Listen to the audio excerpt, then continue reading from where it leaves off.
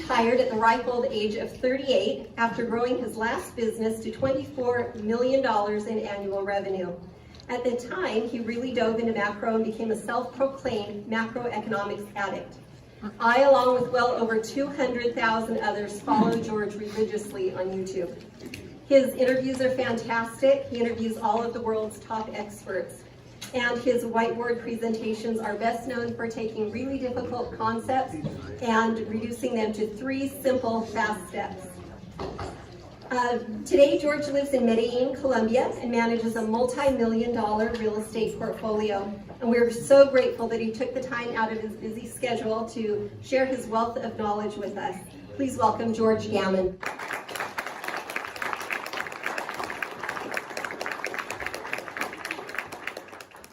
Thank you very much. So how many of you have watched any of my YouTube videos? Oh, quite a few. Very good. I'll tell you a little bit about the backstory to that. I retired in 2012. I'd been an entrepreneur for many years. And as an entrepreneur, I went right through the GFC, the global financial crisis, relatively unscathed. I had some issues with some politicians back then, but as far as the economy, it didn't damage me too much. But a gentleman I knew, I was actually renting a property from him in Phoenix, right next to the Biltmore. He was living the perfect life. He had a great wife, a couple kids, and he did everything the way he was supposed to, financially. He had the 60-40 portfolio with the equities and the bonds, and in 2004 he started getting into real estate because that was the smart thing to do. That was the way you make money. You know, U.S. home prices never go down. And so he kept doing this and doing this and doing this because he was in the system. That's kind of how, I didn't really see it back then, but now I look back on it in retrospect, and that's really what he was doing. He was just kind of doing what everyone else thought was smart. And he was very successful as a result of that until we got to 2009. And one time I was writing out the check to who I was typically sending it to, and the property manager gal called me and says, well, no, you don't send it to that entity anymore. You send it to XYZ law firm. I said, okay, well, that's kind of weird. Why is that? She goes, oh, you didn't hear. I said, no, I didn't hear. And this gentleman, I will call him Joe, you know, he had lost his wife, he had lost absolutely everything, and he tried to kill himself. And it's a sad story, but I think it really drives home the point that, especially in today's economic environment, you've got to get outside of the box. If you're doing what everyone else is doing, you're going to have problems. And in my YouTube videos, or whenever I do presentations like this, I always tell people, you've got 2 choices. You can either you know, be prepared, or you're going to be a victim. And I hate to be doom and gloom, but we live in unprecedented times, not just from you know, our liberties and personal freedom, but from a standpoint of the global economy and the global monetary system as well. And it's nothing to lose sleep over, but you've got to be cognizant of this. You can't just whistle past the graveyard and just assume that, you know, ignorance is bliss type of thing. But you are all taking the first step by being here. So fast forward 2012 when I retired, I knew that I needed to manage my own money. I needed to understand investing. I knew nothing about economics. I didn't know what a yield curve was. I didn't know what the Fed was, the bond market, absolutely no clue. But because of what happened, you know, it's still in the back of my head. What happened to Joe, I knew that I needed to do something. I couldn't just go to the local financial planner and expect that I'd be okay, because I knew that since that time, they had only put a Band-Aid over the true problem. They started Quantitative Easing 1. Any of you heard of Quantitative Easing? Okay, fantastic. So they did all of these extraordinary measures, and I knew that in the back of my head that there's no free lunch. At some point in time, we're going to have to pay the fiddler. And you cannot consume without producing. We can't consume as a result of green pieces of paper. Someone's got to produce the goods and services. That's the core of the economy. So anyway, I knew I had to do something different. So I started studying people like Milton Friedman. I just came across him, in fact, on YouTube when I was in Singapore, the Marina Bay Sands. And everything that he said just resonated. I'm like, this guy, I was listening to the Free to Choose series they did back in the 1970s. And man, I was like, this is exactly what's been in my head my entire life. I just didn't know how to articulate it. And then from Milton Friedman, I started studying a gentleman by the name of Thomas Sowell, who is now by far my favorite economist. And then I started getting into investors like Jim Rogers, Peter Schiff, Jim Rickards, if you've ever heard those names. Guys who understand what's going on, but are kind of outside of the mainstream, outside of the system. I was always really drawn towards that. And Jim Rogers, he always likes to keep it simple. He says, listen, I just buy low, sell high. That's it. And he is one of the most well-known investors of all time. So I thought to myself, okay, I want to be like Jim Rogers. That's what I would do when I grow up. So I was looking at charts back then, excuse me. I saw a chart of the U.S. housing market going back to 1900 adjusted for inflation. And if you guys recall, 2012 was pretty much the bottom of the market. And I saw that things, or real estate back then, was quote unquote cheap. So I looked at a chart of Japan. I saw their housing market going back to 1990, and it just gone down, down, down, down, down the whole time. But it bottomed out from peak to trough about 60%. And at the time we were about 50. Now at that time I was telling my family members and my friends, I'm like, okay, well I'm thinking about getting into real estate. And it sounds like a great idea now, but back then, they're like, you've got to be kidding me. That is the stupidest thing I have ever heard of in my life. To the point where they're almost having like an AA intervention, right? George, you got to sit down. You're about to make a huge mistake.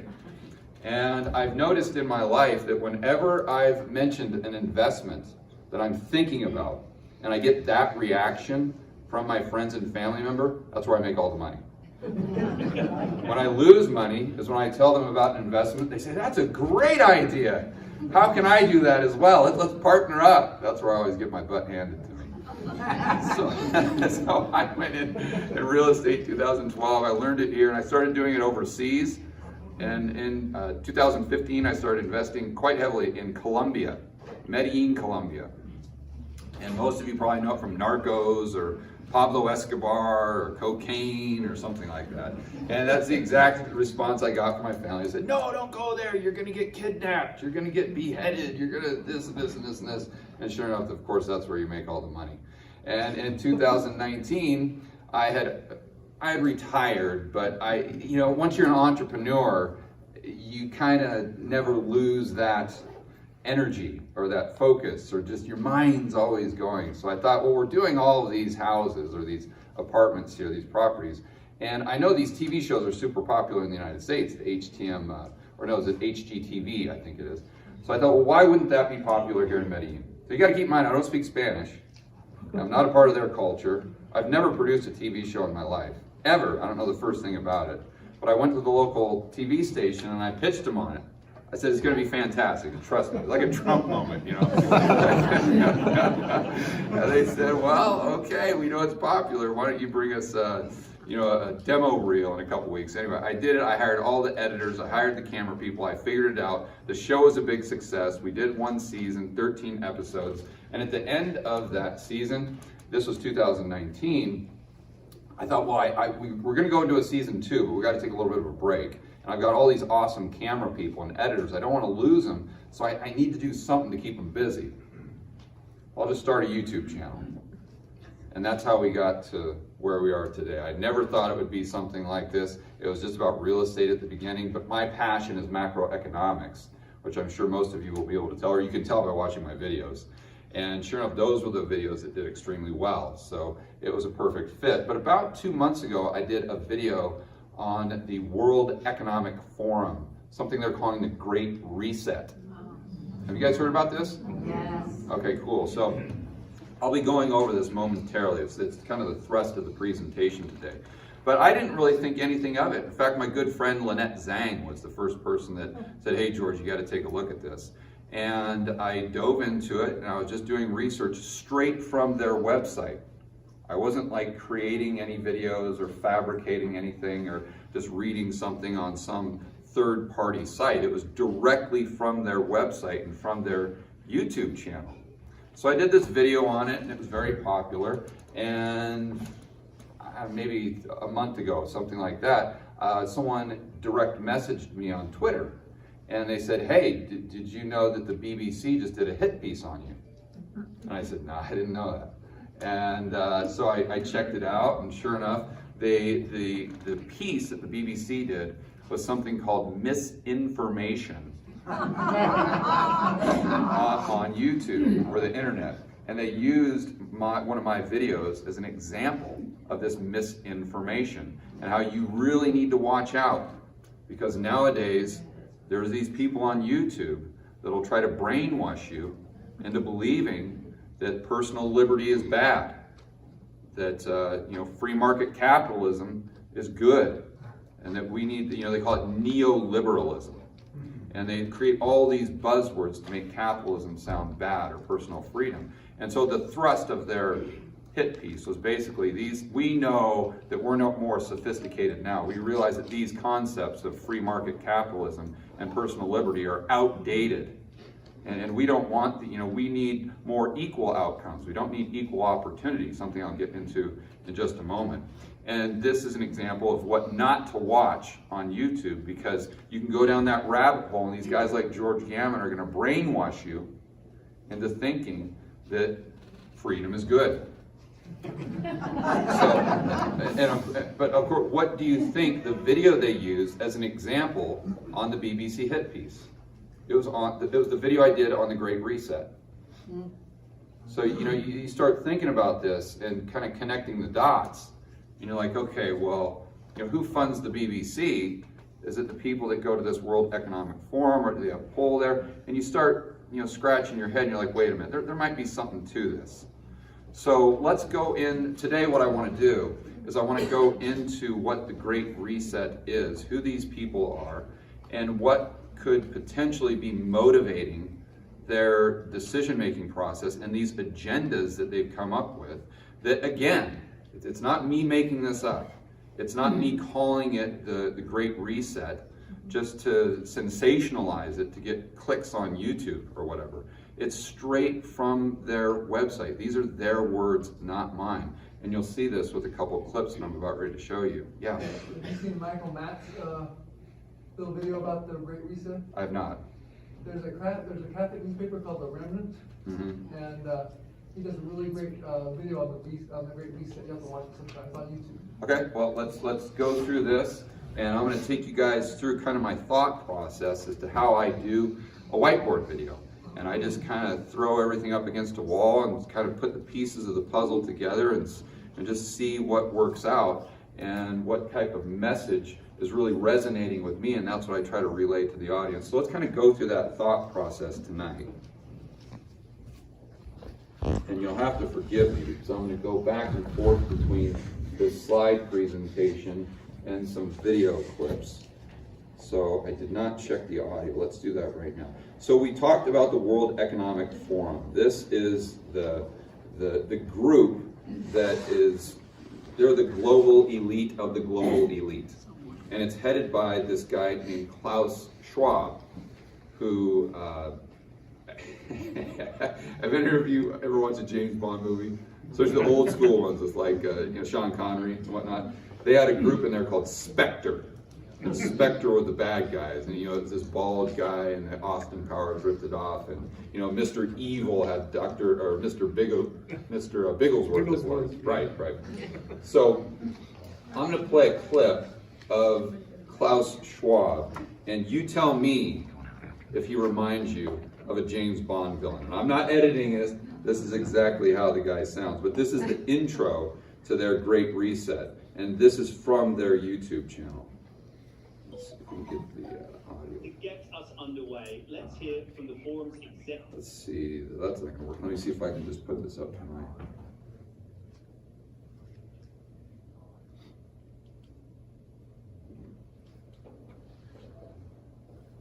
How did you get this on? You just hold it. Wait, hold it. I don't think this row got it. Wait, hold select.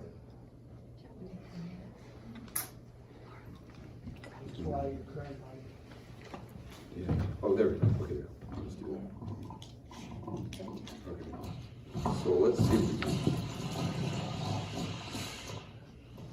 I think it's the proximity to the other mic. Oh, okay.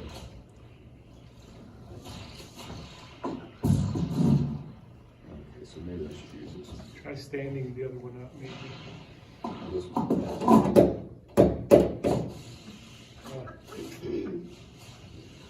Chairman, founder, Professor Klaus Schwab. Can you guys hear that? Exactly right. Okay. Well, let's see here.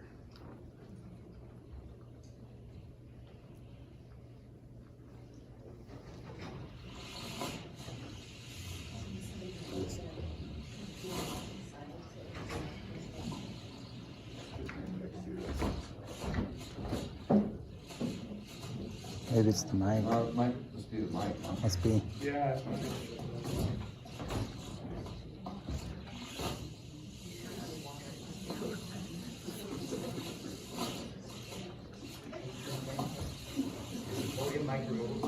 Yeah, I'm trying to turn this thing off.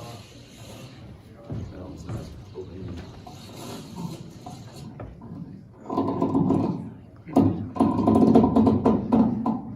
Maybe I can just pull this up. Let's see.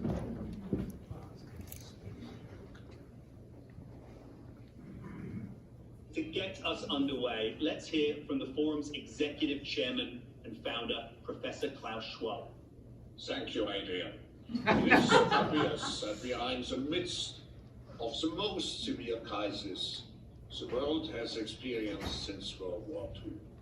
75 years ago, countries and people came together to shape the post-war global order, which brought us decades of peace, increased global cooperation and prosperity to hundreds of millions of people around the world. The COVID-19 crisis has shown us that our old systems are not fit anymore for the 21st century. It has laid bare the fundamental lack of social cohesion, fairness, inclusion, and equality. Now is the historical moment, the time, not only to fight the real virus, but to shape the system for the need for the post-corona era. In short, we need a great reset.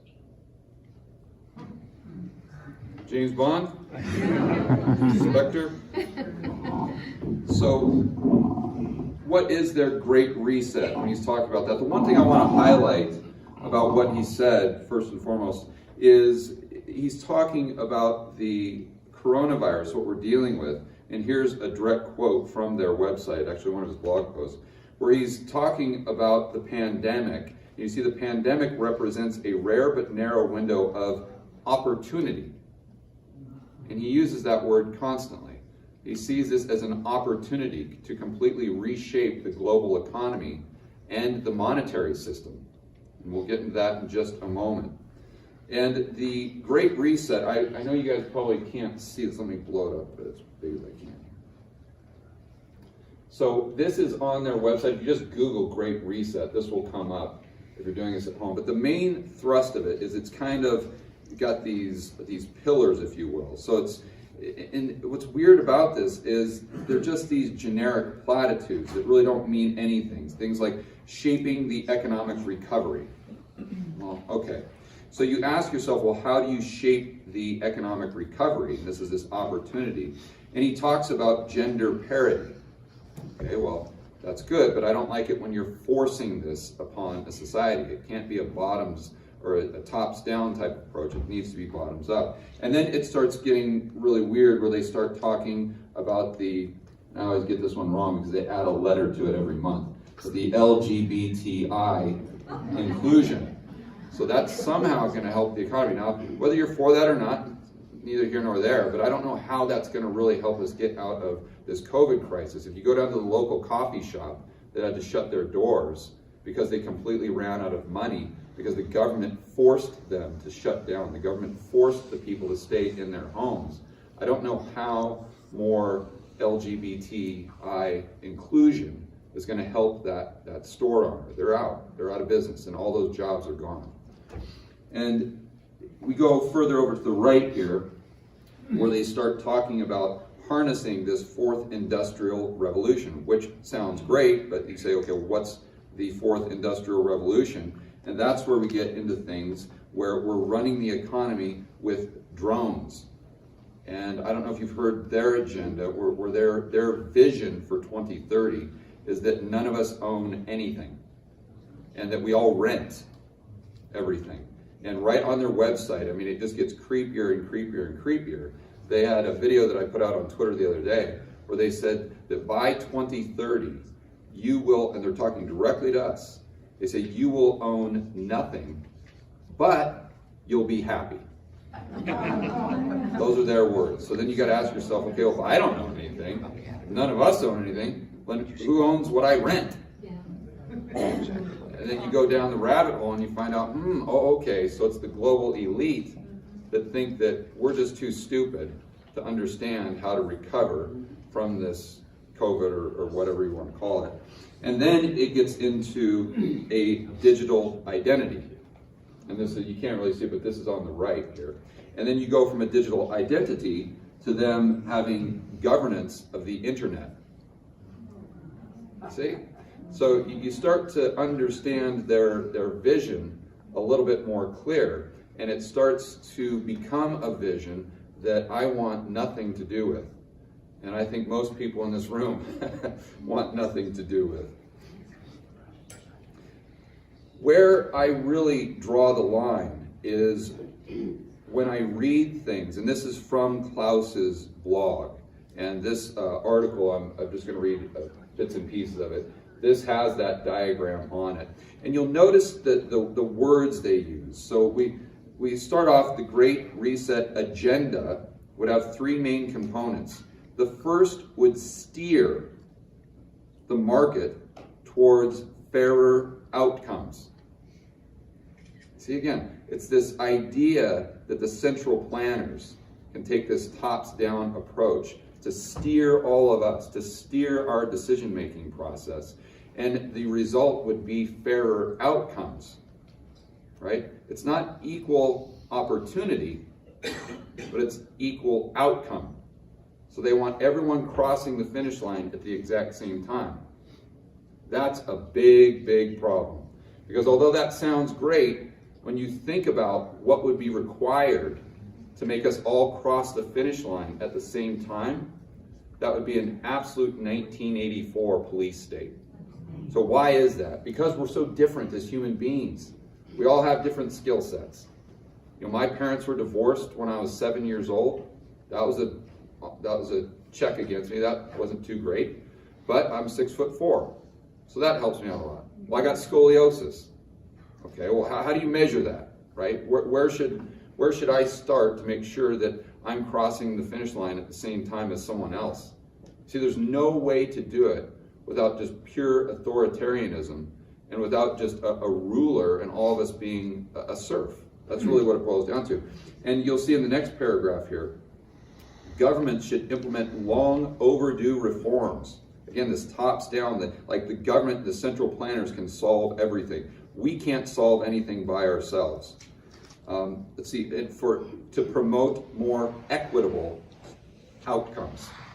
Now, I can keep reading where he uses this word over and over and over again.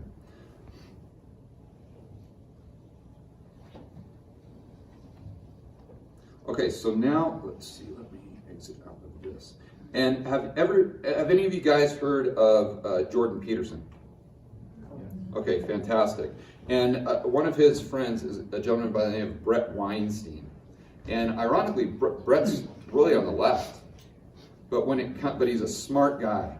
And when it comes to things like fairer outcomes or equal opportunity or equal results, he's got some incredible insights. So I want to listen to this clip because it's not just George saying that if we shoot for equal outcomes, we're going to have big problems. Anyone who has studied this stuff and studied history know that this is the case. What's his name again, please? His name is Brett Weinstein. Yeah, and this is a clip that I had my editors do of him on the Joe Rogan show. The quality of outcome, it's impossible. If you pursue it, you end up with a dystopia. And even if it were possible, it would not be desirable for the reasons you point to about the benefits of what you're calling competition. And I would want to tear competition into a couple different values. There's true competition against yourself. You know, you're skiing down the slope and you're paying attention to how you're doing and you're trying to do it better than you've done it before, right? There's competition against others. And the thing that unites those two things is that what you are trying to accomplish is real. It is the world telling you how successful you are at something directly, rather than through some sort of social channel, some sort of reward handed to you or some compliment given to you by somebody. And there's a tremendous danger in a socially mediated world in which those who are successful because some social thing has told them that they are correct. Because you can be dead wrong, seem correct, and move ahead in a social world, whereas if you're doing carpentry, if you're in some sort of competition, the nature of the beast is one that will tell you when you've got it wrong, and therefore it will allow you to actually improve your insight in whatever form you have it. So I'm a tremendous fan of the idea that even if your world is largely socially mediated, you have to make sure that some part of it isn't. And you are confronting something real enough to tell you you're confused so that you can learn how not to be confused. But there are people in this world that do want to push towards an equality of outcome. Yes. And they make it sound as if this is not just logical, but ethical and possible in the future. And that you are on the wrong side of history if you think that capitalism and competition and all these things you just talked about are good. And that really the best thing is to force people to become some sort of utopian creature that works together in unison and everybody is egalitarian and there's no need for feminism and men's rights activists because everybody looks at everyone as an equal. Well, there are two kinds of people who will advocate for equality of outcome. One kind of person who will is confused. They don't understand what happens if you go down this road. And the other one is cynical, and they're using this as an excuse to justify something that just so happens to reward them. You hear what he said at the end there? They use it as an excuse to justify something that rewards them.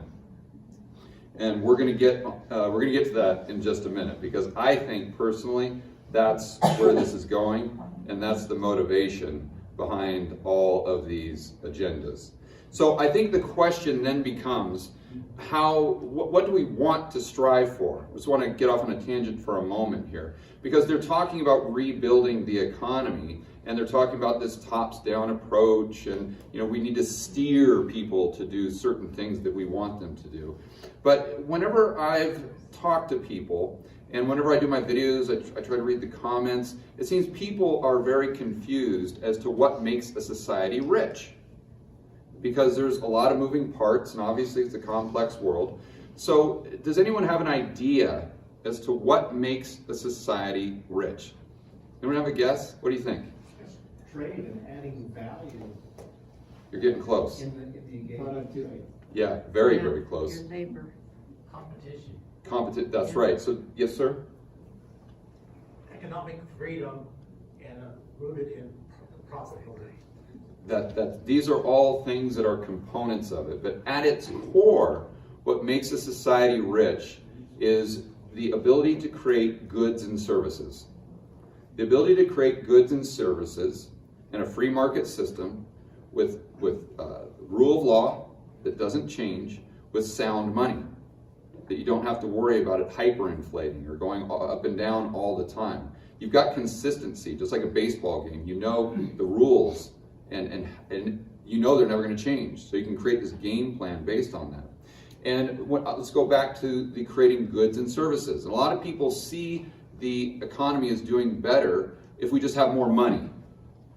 And that's not the way to look at this. And we hear that narrative so often now when we're looking at quantitative easing or stimulus checks or universal basic income. I think the easiest way to look at it is if you just think about yourself stranded on a desert island and you've got this giant chest full of money. You've got $1 billion in this chest, but the only thing you have on your island is a couple coconuts, some sand, and some salt water. You know, how rich are you? You're not rich at all because there's no goods and services. You see, so what we need to focus on is how do we create more goods and services? Well, we do that with people like us, right here in the room, entrepreneurs, pursuing their own self-interest, doing the things that you guys just talked about, a free market system where we have the ability to do that. We have private property rights. So you want to unleash the human potential in every single one of those. And if you look at a very simple economy, let's say one that just produces cows, corn, and cotton. If you're producing more and more cows, corn, and cotton, that means that fewer people have to do those things in order to provide for their family. If fewer people have to grow those things, then it frees them up to do other things, like be a teacher, be a doctor, be an engineer, be a construction worker. You see, and the more efficient those people get, the more it allows a greater percentage of the population to go out and create other things that make our lives better. So whenever you're hearing this top-down type of language, like we're hearing from Klaus, or a lot of the political parties that we have right here in the United States, that they're the solution. Well, what we need is strong institutions to come in. No, you can't create more cows. The Fed can't create more cotton, can't create more corn. Only we can, the individuals in the economy. So I want to make sure that we understand that framework before moving forward. So we've talked about the Great Reset, and this is really kind of an economic thing that they want to try to institute, this agenda. But there's also a monetary component of it. And the IMF, started talking about this very recently in something they're calling the new Bretton Woods, or Bretton Woods 2.0. Have any of you guys heard about this? Okay, well, first of all, let's start with the original Bretton Woods. That was 1944, and this was right after World War II. We needed a new monetary system for the entire globe, because what ended up happening is even prior to the war, or the United States getting involved with the war, we were supplying everyone with all the guns and the bombs and the planes and everything else. So since we were the global supplier of all these things required to fight the war, all the gold, because we were back on the gold standard, that all came to the United States. So at the end of World War II, the United States had 70% of the gold. So if we wanted to stand this gold standard, there's no way we could have done it any other way than by coming together at Bretton Woods, the 44 countries, and deciding, okay, well, the United States has all the gold, so we're going to peg the dollar to gold, and then we're going to peg all of our currencies to the dollar. And that's this new Bretton Woods, or that's the old Bretton Woods system. But what's interesting is Keynes was alive back then, and Keynes was at Bretton Woods. And he was adamantly against one country having the global reserve currency, because he saw something coming down the pipe or in the future called Triffin's paradox. And Triffin's paradox is interesting because what it suggests is that the country, let's use the United States as an example, that has the global reserve currency will not only have to produce enough currency to run at its highest potential domestically, but it will also have to provide those currency units for the entire globe. Okay, so then the next question becomes, okay, well, how does the United States provide those dollars needed so the global economy is functioning at 100%? Well, what we have to do is we have to run trade deficits. I'm sure you guys have heard the trade deficit is this, or the trade deficit is that. And they always talk about how that's a negative. Right now we're at all-time high trade deficits, believe it or not. So what that means is that we are importing more goods than we are exporting. Okay? If we're importing more goods then that means we're exporting, the balance or the delta is dollars that we're exporting. So we're just trading goods for these green pieces of paper. All right, so that's a trade deficit. That's the main way that you can get dollars outside of the system. Well, what does that do to your manufacturing base? Kills it. That's right. It completely hollows out manufacturing. So you get to a point where you've got this country where their main export is just pieces of paper, and they can't bring any of that manufacturing back home because there's no more factories. There's no more industry. All we are is just consumers. See, and Keynes, to his credit, saw this coming. So he said, okay, well, we don't want to do that. What we need to do is we need to have a global currency that's outside of the reach of any country.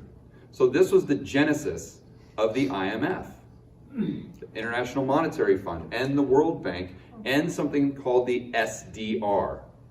If any of you heard Rickards talk all the time, he's always talking about SDR, special drawing rights. This is the fiat currency of the IMF. And why this is important and why this story is important is because it takes us up to today where the IMF is now calling for a new Bretton Woods, a new monetary system, a new global monetary system. So how do they envision this new global monetary system playing out? Well, of course, at the very center of it is the SDR. And then they want to encourage central banks around the world to adopt something called a central bank digital currency. Okay, have you guys heard about this? Yes. Bitcoin, yeah. All right. No, it's not just Bitcoin. Now, a lot of people think that, well, this is no big deal, George. This is kind of a nothing burger because the dollar is already digital. I mean, who carries around these pieces of paper? It's all on a card or an ATM. It's already digital. What they don't understand is the big difference is every single person in this room would have a bank account at the Federal Reserve. You see? So what would happen is the Federal Reserve / government would have your bank statements. They would see every single transaction that you are doing in real time. That's a lot of data. But you can really manipulate the system. Because if they don't want you spending money on something, let's say a diesel truck, because it's not environmentally friendly, well, boom, you can't spend any money on that, and they could control that because your account is with them. Then they could monitor every single transaction, and this gets us to where we've got all this data coming into where they could continue to micromanage the economy because of all of the information that they have. Okay, and where I think this is going is all these people, you can tell by their language and these clips that I'm playing, they all are under the opinion that the economy and the globe needs to be run by the global elite, the central planners. We are way too stupid to understand what needs to happen. We need to delegate our thinking to these intellectuals that really know how to run the show. That's their mindset, right? So that takes you straight to communism, because that's the ultimate central planning type of economy. But these people aren't stupid. So if you go back to communist Russia and you ask yourself why it failed, right? The main reason it failed, there were several, but the main reason is because there weren't any price signals, right? So what that means is if you've got a lumber manufacturer that's producing 2x4s, here in the United States, where we have price signals, if the price goes up in Dallas, then they know to send more 2x4s to Dallas. And if the price is going down, then they know that they don't send as much supply there. So it helps us allocate scarce resources with alternative uses very efficiently.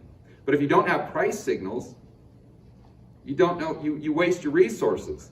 And that's why Russia collapsed. That's why they had famine. That's why they were one of the richest countries in terms of resources, and it just completely imploded. But I think that the people at the IMF and the World Economic Forum, they understand that, so this is their elegant solution. And the way I came to this conclusion, and again, there are no certainties, there's just probabilities. I'm just trying to think through what I would do if I was in their position. If I had this belief system, this is exactly what I'd do.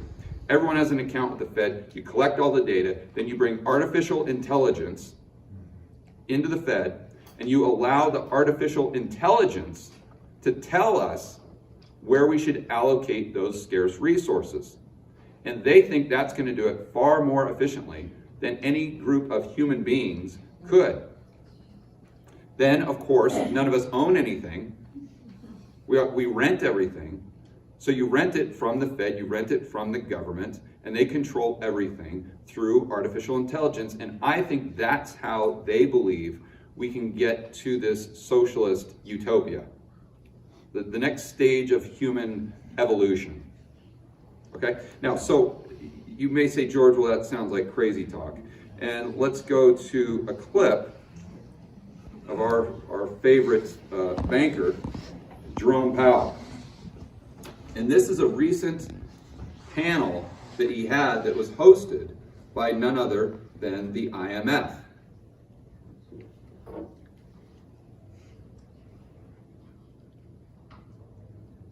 We have an obligation to stay on the forefront of policy and technological innovation and developments as regards payments, cross-border payments, CBDC, all of those things. We do think it's more important to get it right than to be the first. And getting it right means that we not only look at the potential benefits of a CBDC, but also the potential risks and also recognize the important trade-offs that have to be thought through carefully. We have a responsibility both to the U.S. and to the world that any steps taken for a U.S. digital currency be taken safely. So this is already in the mainstream narrative. This isn't like tinfoil hat stuff. You know, this isn't some crazy guy named George Gammon on a YouTube channel just spouting off because he's trying to brainwash you. They're talking about this. All you have to do is just pay attention to it, right? And I'm just going to keep going on. I'm going to open up the questions as soon as I get done here, if you don't mind.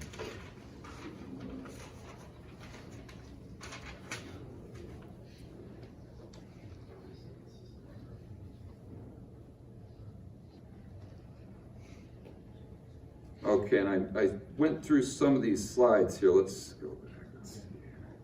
Okay, so now we're talking about the SDR being at the core of the global economy. But how do they see this in their minds? I mean, is it just another central bank digital currency? And I want to point out that it's much more extensive than that. They see the SDR as a currency unit for the entire globe, not just a reserve currency that 70% of the globe operates on right now, like the dollar.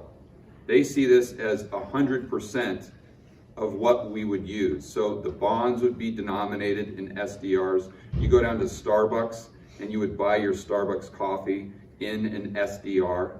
And then let's take this back a moment to the United States relationship with Triffin's paradox, right? That we have to create more currency units than we need because we've got to facilitate global trade, which in a way benefits the United States, right? These foreigners are producing our goods at a cheaper price. They're buying our debt. That keeps interest rates down. There is a benefit to this. It's not all cost. So you've got this benefit from global trade. So the United States and these other countries they're incentivized to want to help each other to a certain degree. But what would be the incentive structure for the IMF? Right? Why would they want to create more or less SDRs for any given country? And exactly, the only reason is it goes back to control. It goes back to power. There's no economic motivation for them to do so. And this is just backing up what I'm saying. This is from the IMF's website. And they're talking about how they've suggested that any ambitious reform of the SDR should embrace the private use of this global currency. This could include using SDRs to denominate private and government bonds, or as a unit of account in commercial transactions. And then they take dead aim at things such as Bitcoin, because they're calling this the crypto SDR. This would certainly be preferable to existing crypto assets, all of which have experienced highly volatile prices, i.e. Bitcoin. You see, so why don't they like Bitcoin? Because Bitcoin is completely outside of the system. Remember, it goes back to Joe. Joe got caught up in the system. And if you do that, when our economy is so flawed from a structural standpoint, at some point in time, it's not going to end well. And Bitcoin, gold, silver are the only things we have right now that are completely outside of the system. There's no counterparty risk, and it's payment in and of itself. You know, dollar isn't payment in and of itself. It's just a claim. It's an IOU, basically. But gold, silver, Bitcoin. So that's why I think they're taking dead aim at Bitcoin. Let's go back to what their motivation may be. And this was kind of my thought process. And to do so, I want to go to a clip of Jordan Peterson. And to frame this, what we've got so far is the World Economic Forum trying to steer the economy in the way they see fit to try to create outcomes that are equal instead of equal opportunity. And then we have the IMF in collaboration with the World Economic Forum trying to create this new monetary system that is completely centralized, and these people are the only people that control it. Okay, and by the way, the people at the IMF are not elected. They're not elected by citizens. They're elected by bureaucrats themselves.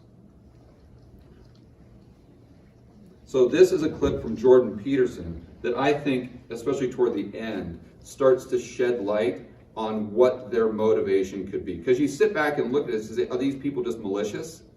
Like, are they crazy? Are they truly Dr. Evil? Are they misguided? Are they, you know, what is driving these agendas? And I think he starts to hit on it here. Equality, equity, that's worse, right? Equity means quality of outcome. It means that every single organization has 50% women and 50% men. Doesn't matter whether the men and women differ in their intrinsic preferences, which, by the way, they do. The scientific literature on that is completely clear. It was established by the early 90s. It was established in the Scandinavian countries, where they've done most to flatten out the socioeconomic differential, say, between men and women. Didn't get rid of the differences between men and women. In fact, they became exaggerated. The biggest personality differences in the world between men and women are in Scandinavia, just as the biggest differences in interest between men and women are in Scandinavia. Because when you get rid of the sociocultural differences between men and women, the biological differences don't disappear, they maximize. How else could it be? And as I said, the literature on that is clear, and the way that the postmodernist radicals react to that is by criticizing the scientific method itself. On their computers, which only work, of course, because the scientific method actually works.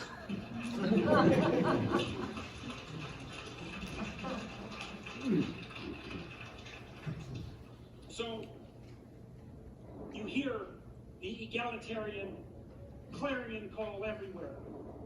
Everything should be equal. Everything should be equally distributed. We should strive for equity. It's like, wrong. Especially if you're a conservative. Wrong. What we want are just hierarchies of competence. Not everyone's a neurosurgeon.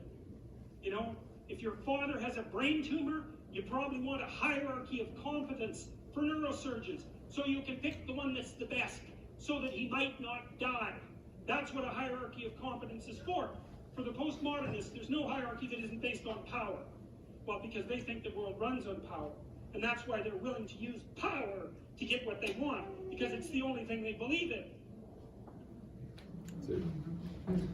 So how I see this is just putting all the pieces of the puzzle together. You've got people that have an insatiable lust for power. In addition to that, they're going to want to try to improve their financial position because that gives them more power. So this takes me to something called the Cantalon Effect. So have any of you heard the Cantalon Effect? That theory? Okay. What this is basically a theory that states that when money is printed by a central bank or by a government, it's not just taken out on Ben Bernanke's helicopter and dropped equally to every single citizen. Right? It goes through the people who are closest to the Fed. It goes through the political insiders. It goes through the financial insiders, like the big banks. Great example of that in 2008 when they all got bailed out. So all of this newly printed money goes through the pockets of these individuals at the IMF, the people that deal in favors. They don't deal in free market capitalism. All these people at the World Economic Forum, all the political insiders and the financial insiders. So if you think about this agenda that they have, and you see these things that quite obviously would destroy the economy, would create less economic output, if we're defining that by just more and more goods and services being created. And you say, well, okay, why would they do that? Because they know that if the economy goes down, what is the central bank going to do? They're going to print more money. As an example, this year alone, the deficit spending of the United States will reach almost $5 trillion. $5 trillion just this year. To put that into context, from 1776 to 1996, the first 220 years of our country's existence, we racked up $5 trillion in debt. So we will tack on the same amount of debt just this year that it took us 220 years to accumulate, right? And how is that debt, how can we sell those bonds? Well, we can't. The only people, or the only entity that's willing to buy those things is the Fed. And how do they buy them? By printing up new money. And so the Fed's balance sheet, or how much money they've printed, just this year has gone up by $3 trillion. $3 trillion. And whose pockets does that go through first? Klaus. It goes through Klaus's pocket first.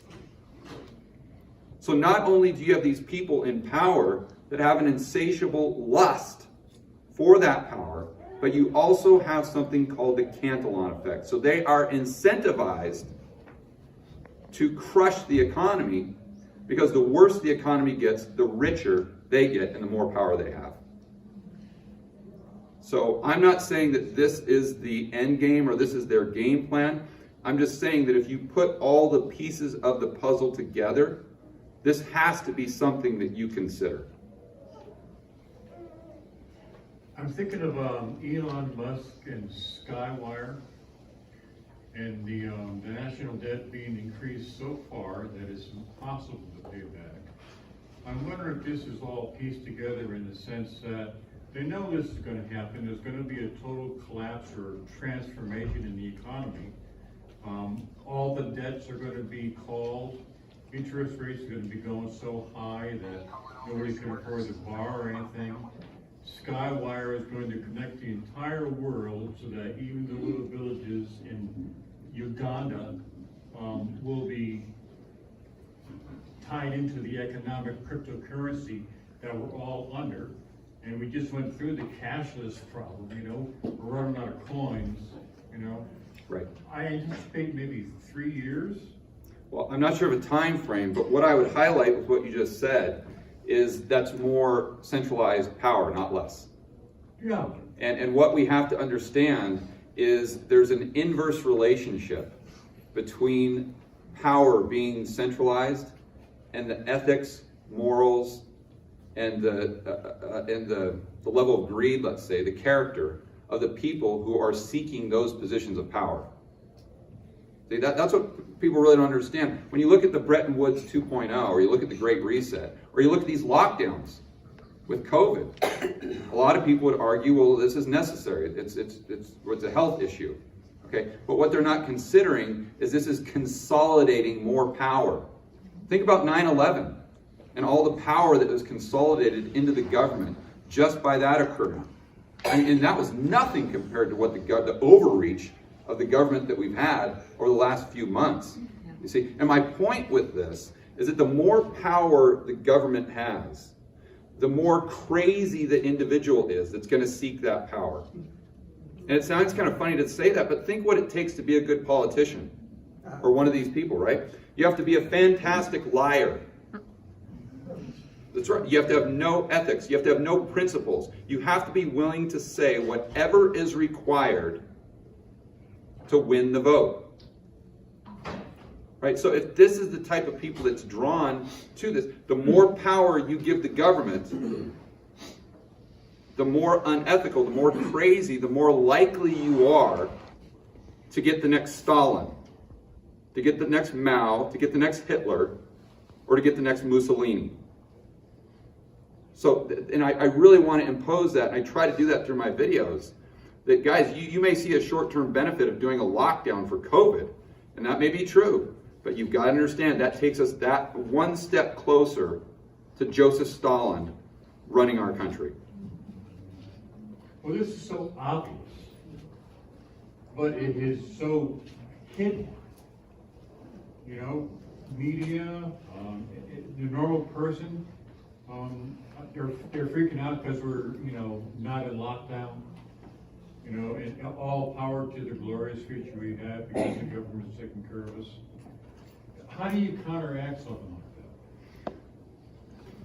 like that? I think the only thing we can do is try to organize locally, like you guys are doing. And I mean, that's one of the reasons why I really enjoy doing my YouTube channel. And it's just really taken off, and I'm able to reach a lot of people and hopefully open their eyes as to what happens when they start giving up their personal liberties, and how that's a slippery slope that you do not want to go down, and help people understand history. If you just read history, to your point, it's obvious where this ends up. You know, what's interesting is I do, like I said, I've got a lot of real estate in Colombia where I've got a team of people that manage these homes for me and these remodel projects. And a lot of them are from Venezuela.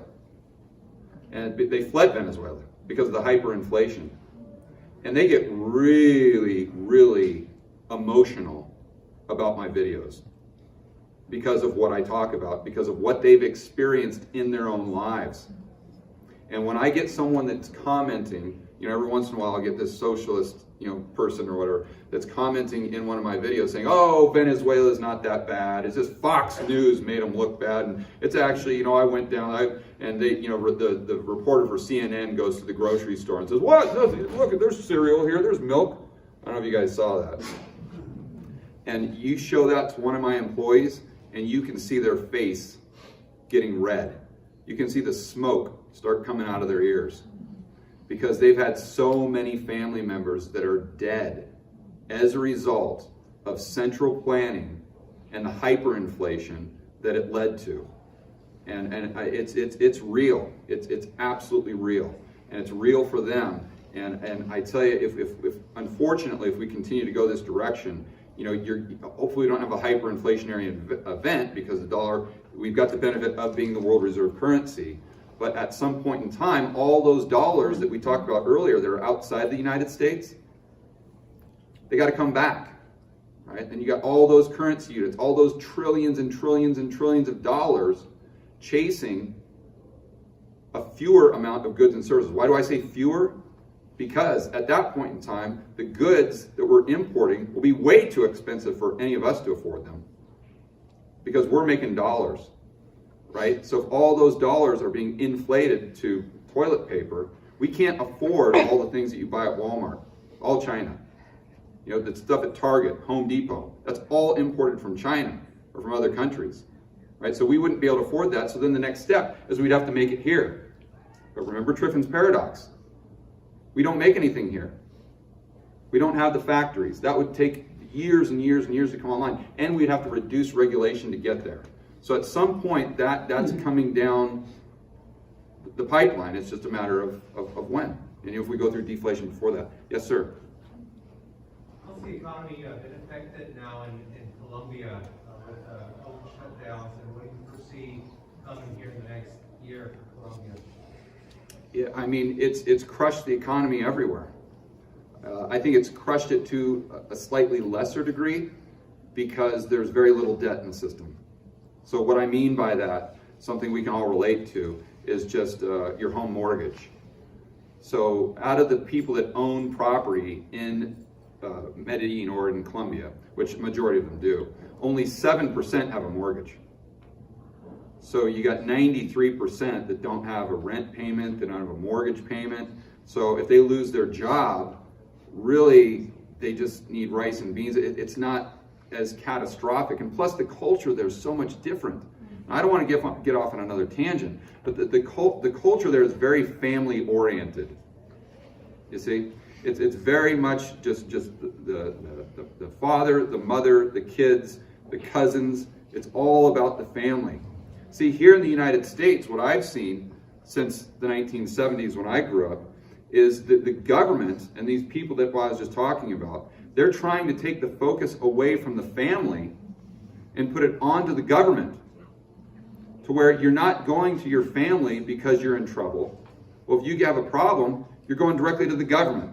The government is the source to everything that we need.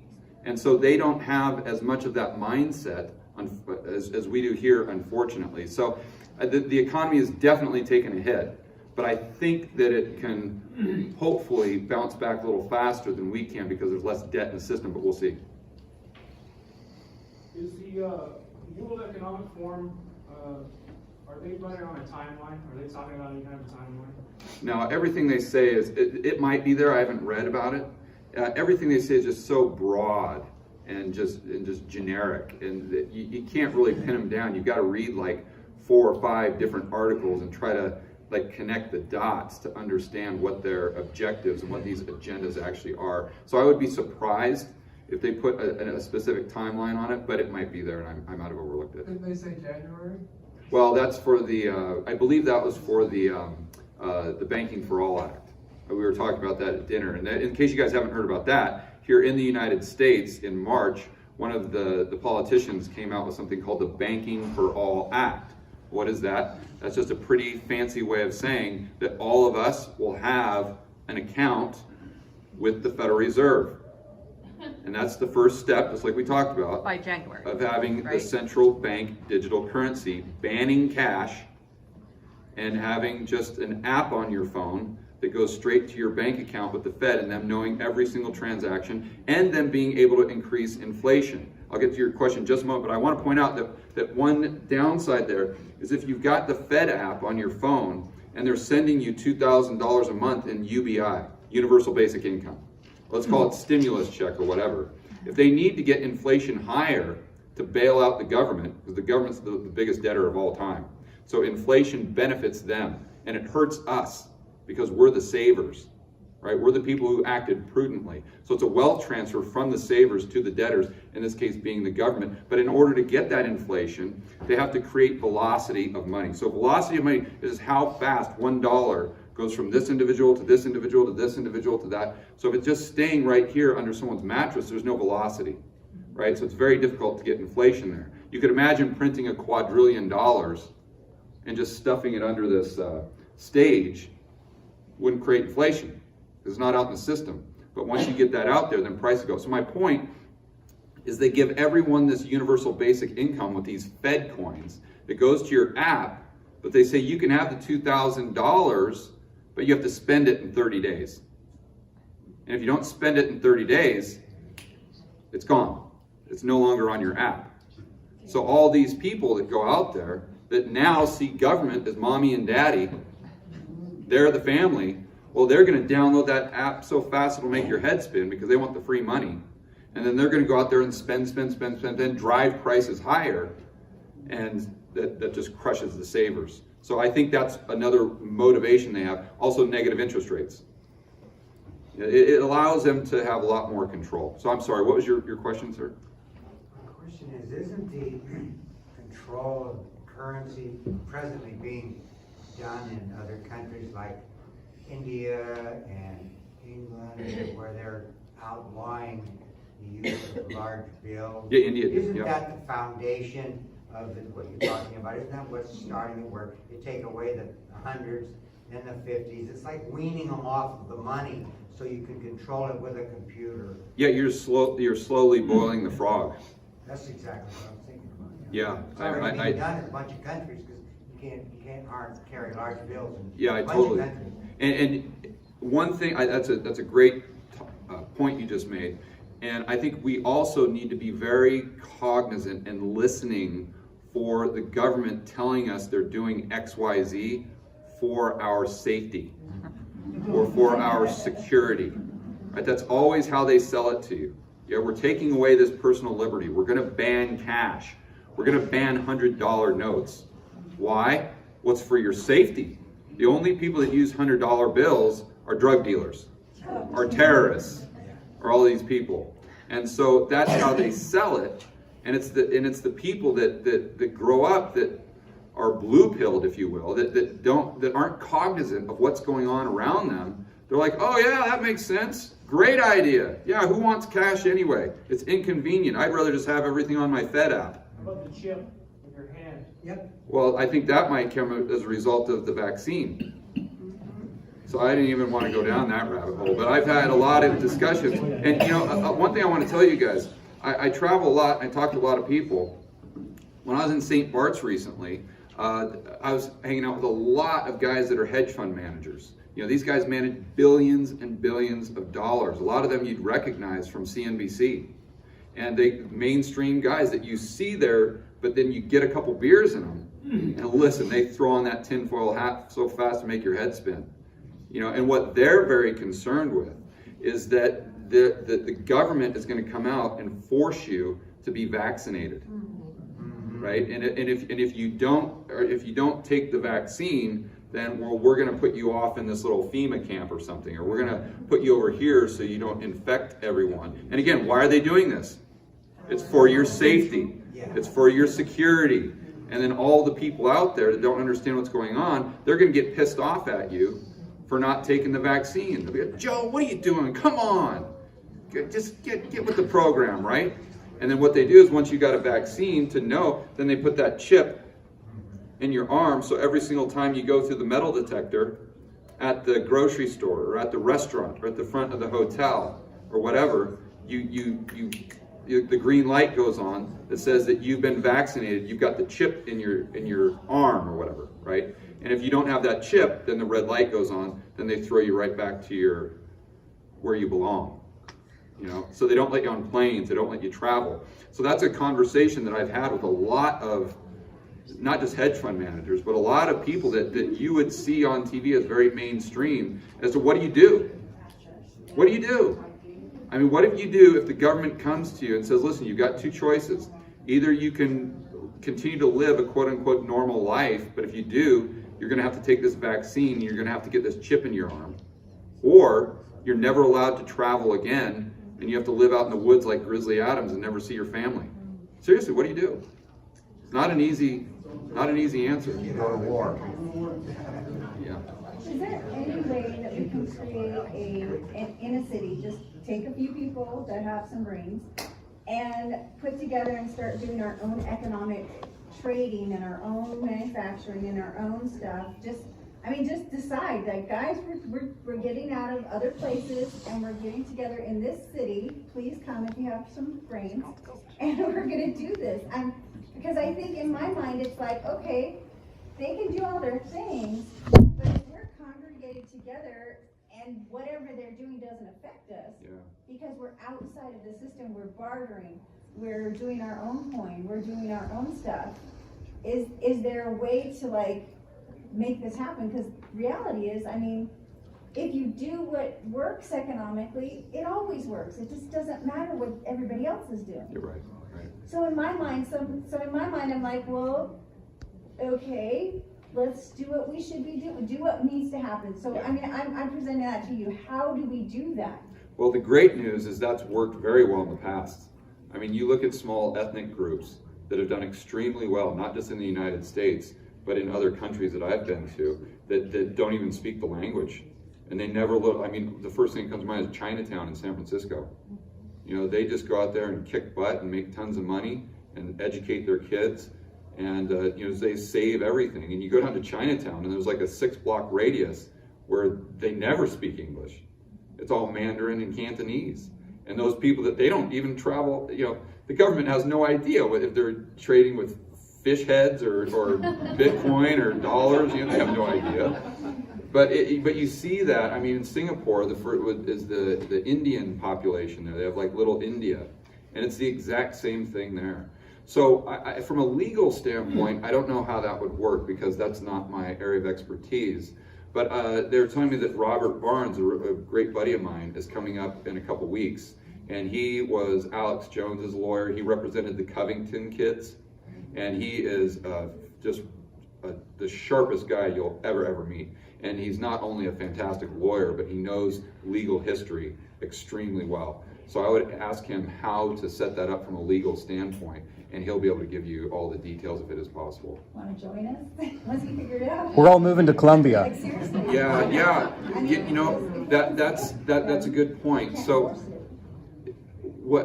another thing that I've talked to money managers about is, okay, so what do you do as a fiduciary, right? What do you do to protect people's money? That's your job. And so what they're doing, a lot of them, they're looking at countries that don't benefit from these agendas. And I didn't get into it here, but one of their main agendas is green energy.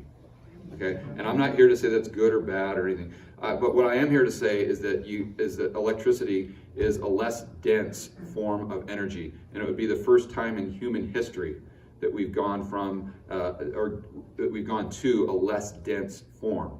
Okay, so the only way that we could do that is if the standard of living decreased dramatically. And now, hopefully, technology will get there in the future. We're not there yet. But what the people need to realize that are pushing for green energy, and let's say that they're good intentioned, is they have to ask themselves how many petroleum products go into getting that solar panel on your roof. And when you look at how many petroleum, and this, again, it's not political, it is what it is. If you look at it, there's far more petroleum products that go into getting a solar panel on the roof than that house would actually use over the course of its life through natural gas or something like that. So, yeah. You have a question, sir? No? Okay. On somebody mentioned timeline, I don't think they have a timeline, but I think they have a plan. And they're very adept at putting their plan in place when things happen like COVID. Yeah. Things happen so quick. There had to be some plan in place for that. Yeah, if you read the World Economic Forum's website, like what I was talking about, you'll own nothing and be happy. That was actually 2016. So a lot of this stuff has been written there, and I think that they'd been thinking about it, and bam, COVID hits. Now, who knows? But we'll just assume that was unintentional. They use it as, okay, this is great. One other thing I want to say about possible solutions is, number one, you guys are living in a great spot. I mean, thank goodness you live here and not in the middle of Chicago or in some urban area like that. That's I would want to pull the ripcord on that as fast as I could. But if you do have some flexibility in your travel, I would suggest considering some other countries that are maybe more developing. So why is that? Like Colombia, I would say 50% of the transactions are cash. So it would be very difficult for them to institute this type of agenda in a society that was based almost strictly on cash and no debt. Now, I'm not saying that it can't get there in the future, but it's going to take a lot longer for them to enact some sort of game plan where they ban cash. So, yes, ma'am? Didn't they just do that in India within the last 2 years? Well, they banned the higher notes, but they didn't ban cash. Oh, they didn't? Yeah, so they banned, if my memory is serving me correctly, it's like the 100 and the 50, but they still have the 20s and whatnot, yeah. So if we have our investments in the bank and in the stock market, and you mentioned that Bitcoin, gold, and silver are the three real monies, should we be looking to them as our own reserve currency? And how do we use that within a system that's going digital? Yeah, so it's complex. I think for the average person, the best thing that they can do is own a little bit of gold. Personally, I like 10% physical gold. And then I also like to have, the way I set up my portfolio is 10% gold, 80% things that pay me to own them, generally hard assets, commodities. There's some, I don't want to go too down the investment rabbit hole unless you guys want me to, but commodities are very cheap right now, so oil producers, they pay you to own them. Then 10% of my portfolio, like speculation, that would be Bitcoin, so I see asymmetry, but it's not necessarily paying me to own. that gets a little technical, but I think something everyone can do, aside from owning a little gold, owning a little Bitcoin, is just make sure that if you have a mortgage, it's 30-year fixed rate. See, or if you have a rental property, that you have a 30-year fixed rate mortgage. Why is that important? Because everything that we just talked about as far as these agendas will most likely create stagflation. So 1970s. So that's high structural unemployment, and you have consumer prices going up and up and up. Why? Because they're destroying these supply chains, and they're destroying the supply of goods and services. So if you have a 30-year fixed rate mortgage, let's say that you buy a house today, and I'm going to take it to an extreme because it's a lot easier to understand. Let's say you buy a house today for $100,000, and let's just say you have a $100,000 mortgage on it, and your interest rate is 2%, you fix it. So your monthly payment is $500, and it doesn't change. Or let's even say that you have no payments until year 10, and all of a sudden it's $100,000 or $120, whatever the interest is, balloon payment, okay? Well, let's say we go through hyperinflation, and in 10 years, $100,000 will only buy you a loaf of bread, okay? Well, your house that you have, most likely, will still buy the same amount of goods and services that it did when you bought it. But you'll be able to pay it back with the same money that you would have spent on a loaf of bread. You see, so the amount of goods and services that you could buy with your house compared to that one loaf of bread is a transfer of wealth. It's a transfer of purchasing power from the lender to the borrower. So you're actually making money by paying that debt back with cheaper dollars. It gets a little esoteric, but you got to just take it to an extreme, then it makes sense. If you got a rental property that's cash flow positive with 30-year fixed rate debt, now all of a sudden you're getting paid to go against the dollar. We call it short the dollar. So to bet against, or to bet that the dollar is actually going to depreciate in value. So I think owning a little gold, owning a little Bitcoin, making sure you got a 30-year fixed rate mortgage is what everyone can start by doing, and then just continue to educate yourself from there. Yes, sir. I listened to a YouTube video today, and it was by somebody in Canada, and they said the left wing of Parliament up there is pushing for this, and they're going to have it one way or the other. And they said that you will own no property, all your debts will be forgiven, right? And they're going to mandate everyone have the vaccine. Yeah. Now, I listened to the scientists that helped create the generator that goes into the vaccine, and there's a generator, and the only place they can put it in is your back of your right hand or in your forehead. To get into biblical studies, it's going to be the mark of the beast. Right. Yeah. So it just gets more bizarre and more bizarre. What's interesting is when I say, when I talk about these things on some of my videos, people like one video I did the other day talks about how the stock market could go to zero, literally zero. And I just show the math. It's pretty simple. It's because of passive investing and passive index funds. But they say, oh, that could never happen. Oh, that's crazy. That's crazy. And I say, listen, let's go back to 2019. Let's go back 1 year. And if I would have told you the United States government would have shut down the entire country, and they wouldn't let you leave your house, and they'd force businesses to close, you would have said the exact same thing. And let's look at markets. Right? If I would have told you a year ago that oil, the price of oil, would go to negative $40 a barrel, which it did back in, April? The price of oil domestically in the United States went to negative $40 a barrel. You would have told me that I'm absolutely crazy. So when you're talking about stuff like this, yeah, it might seem a little extreme, but what life right now, a year ago, would have been extreme. and they said it's coming to all the countries, including the U.S. Yeah, so that's really the question is what do you do? I mean, if you're forced to make a decision as to whether or not to continue just living your life as normal as possible, but you got to get this chip in your forehead, or you have to live like Grizzly Adams. Again, I don't have an answer. I don't have an answer. But why I want to bring this up is so we just start thinking about it. I'm not saying lose sleep over it.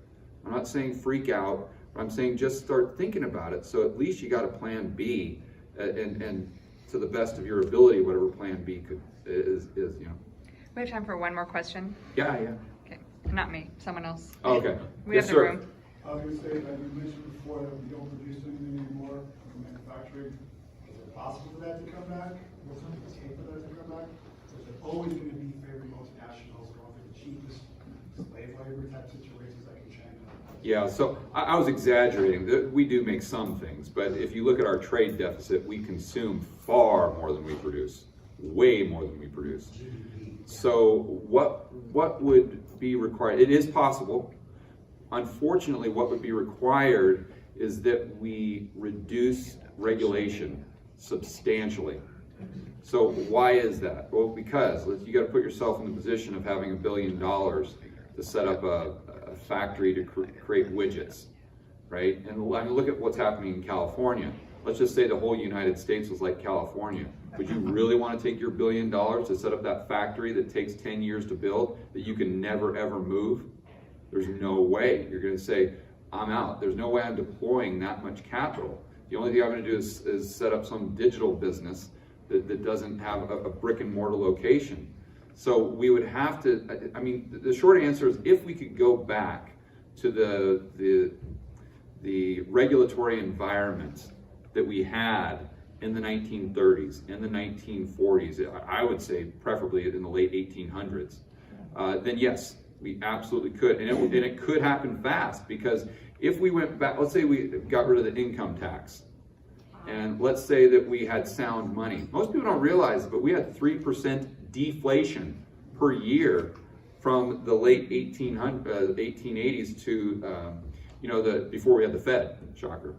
And so that means that we had very stable money. Your money was growing in purchasing power. So you think about if you're an entrepreneur in India or in Colombia, and you've got capital to deploy, and all of a sudden the United States just abolishes 99% of their regulation and banishes or abolishes the income tax, the corporate income tax, everything, takes it down to zero. You're like, woohoo! I mean, you're getting on the next plane to set up the widget manufacturing company in Texas or wherever. Again, my struggle is that would be totally politically unpalatable. So then it's the probability of that happening, I think, is very low, although it is possible. Yeah.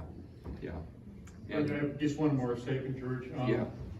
Before you go, could you talk about macroeconomics a little bit? Just enough, a couple paragraphs or sentences to introduce.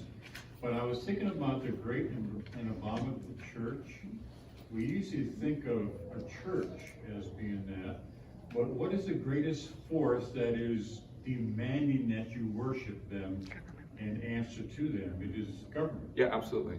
And yeah, they were trying to theorize that the mark of the beast isn't a chip. It could be as simple as a mask. You don't wear a mask, you don't buy, you don't sell. Yeah, well, I mean, we're that kind of goes beyond just a little bit more into the cryptocurrency and your telephone. There's your beast. Yeah. You want to buy and sell it, that's it. Yeah, it's the account with the Fed. And if you look at what the government's trying to do, they're not only trying to get rid of the family, they're trying to get rid of religion. Yes. So they're not just family, they're God. Yeah. And they become the church. Yeah. And if you look at that clip of Klaus, or you look at any of these people, and you listen to the way they talk, and you just say, it's just so obvious they have a God complex. And it's just, I'm sorry, I think, ma'am, you had a question back there? Oh, I was thinking ahead, but yes, I do have a question. Sure. Can you talk a little bit about like personal debt and like them coming in and calling mortgages, possibly like they did in the 1930s? I don't know that they're going to, I doubt it, because what's happening right now is the Fed is basically buying all the mortgages. So what happens when you go to a bank and get a mortgage is before the ink's dry, they sell that mortgage to Fannie and Freddie, which is basically a government institution. And by the way, there's very few countries, if any, have, well, there's a couple, but very few countries have a 30-year fixed rate mortgage. It's not a market-driven loan, because no bank would give you money at a fixed rate for that long, because they'd be worried about inflation. So before the ink's dry, unless it's a small community bank, then they're going to keep the loan on their books, but then you're not going to be able to get a 30-year fixed. So you go like Wells Fargo as an example, that's going to go straight to Fannie and Freddie. Fannie and Freddie take all these mortgages from across the United States. That's why it's called mortgage-backed sausages, because they just lump them together and grind them up, and they sell it to Wall Street, and Wall Street, sells it to they try to dupe investors to buy these things.